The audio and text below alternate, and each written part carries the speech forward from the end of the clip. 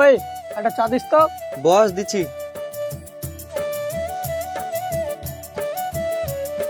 লে চালে।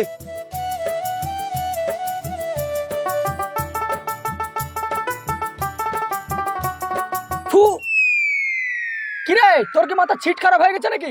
আমি প্রত্যেকদিন তোর দোকানে চা খাই, তাও তোর মনে থাকে না আমি কি চা খাইতা?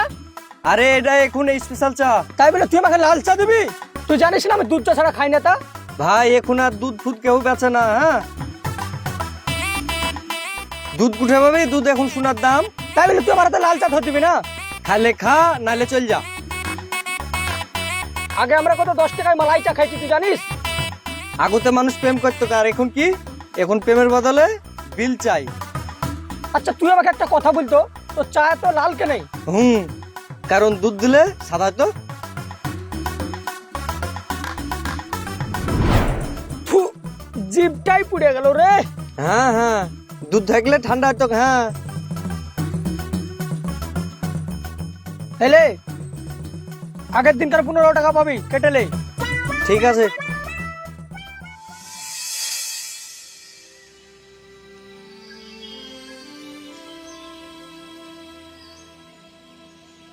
হাজি সাহেব বাড়িতে আসছেন নাকি?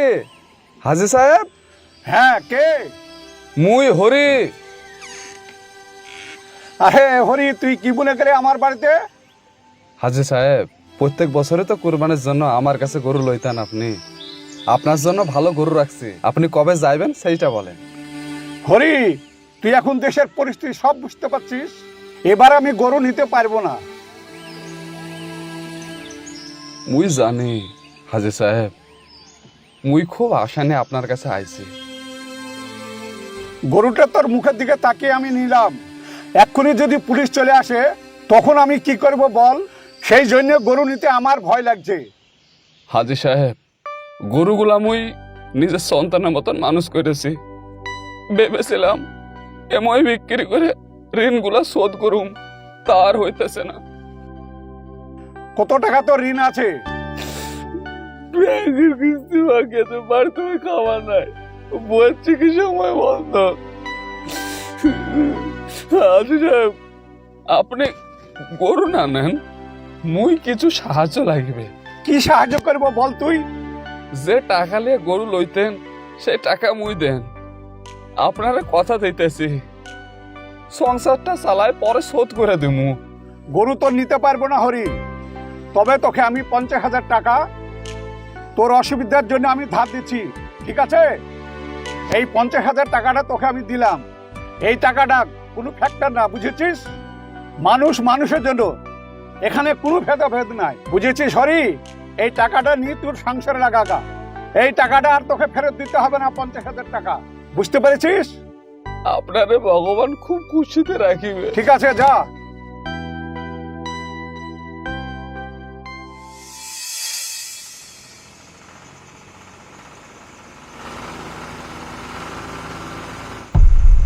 কনস্টেবল, হ্যাঁ স্যার। ওই গাড়িটা আসছে, থামাও তো, সাইড করো। সাইড করো, সাইড করো, থামাও। এই থামো থামো থামো। এই ড্রাইভার, খালাসি কে আছে এদিকে আয়, তাড়াতাড়ি নাম। হ্যাঁ স্যার বলেন। এত রাতে কোথায় যাচ্ছিস? এই স্যার, এই সামনে যাব, আর কি? আর গাড়ির মধ্যে এত রাতে কি ভরে নিয়ে যাচ্ছিস? খালি গাড়ি স্যার, কিছু নাই, এই সামনেই যাব। ও আচ্ছা আচ্ছা।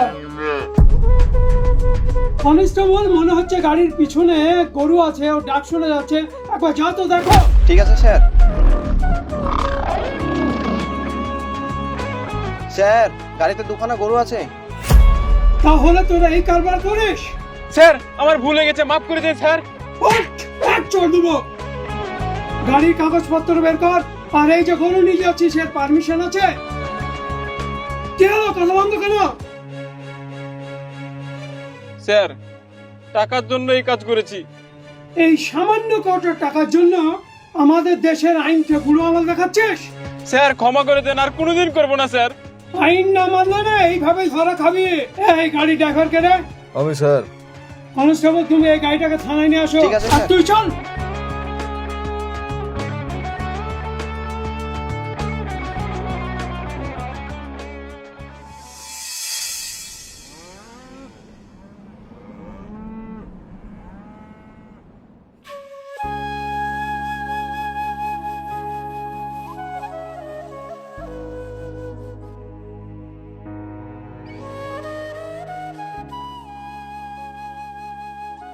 আমরা এখন চলে এসেছি মাঠে। তোমরা দেখতে পাচ্ছ মাঠে একজন কৃষক গরু চড়াচ্ছে। চলো ওর সঙ্গে কিছুক্ষণ কথা বলা যাক।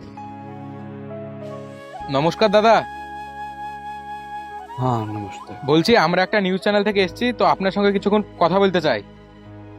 বলে। এই যে এখন আমরা চারিদিকে দেখছি এতগুলো গরু আছে, এতগুলো গরু চড়ছে, সবগুলো কি আপনার নাকি? হ্যাঁ। এতগুলো গরু নিতে এখন চারিদিকে সমস্যা, তো আপনি কি কিছু সমস্যায় পড়েছেন?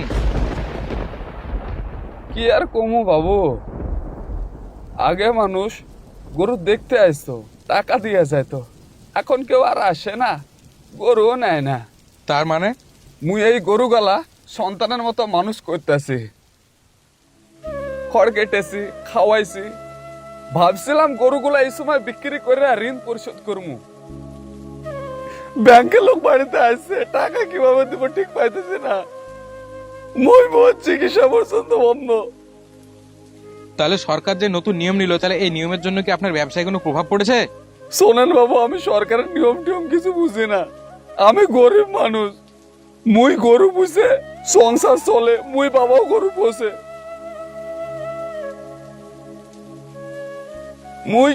মুই এখন মরা ছাড়ার কোনো উপায় না না। না, এভাবে আপনি ভেঙে পড়বেন না। দেখতে পাচ্ছেন মানুষ এভাবে এখন গরু নিয়ে কিন্তু দুটো চারটে না, যার এতগুলো গরু আছে সেও কিন্তু এভাবে সমস্যায় পড়েছে। তো আজকের এই ভিডিওতে এটাই তুলে ধরলাম। তোমাদেরও কি মতামত সেটা আমাদেরকে কমেন্টে বলে যাবে, আর আমাদের এই নিউজ চ্যানেলটাকে ফলো করে রাখবে। বর্তমান সময়ে মানুষ খুব কষ্টের মধ্যে আছে, সে যে কোনো ধর্মের মানুষ হোক না কেন। তাই সরকারের কাছে আমার অনুরোধ, যারা এই কষ্টের মধ্যে আছে তাদের যে কোনো একটা ব্যবস্থা করা হোক। সো ভালো থাকবেন, সুস্থ থাকবেন, দেখা হচ্ছে আপনাদের সঙ্গে আবার নেক্সট ভিডিওতে।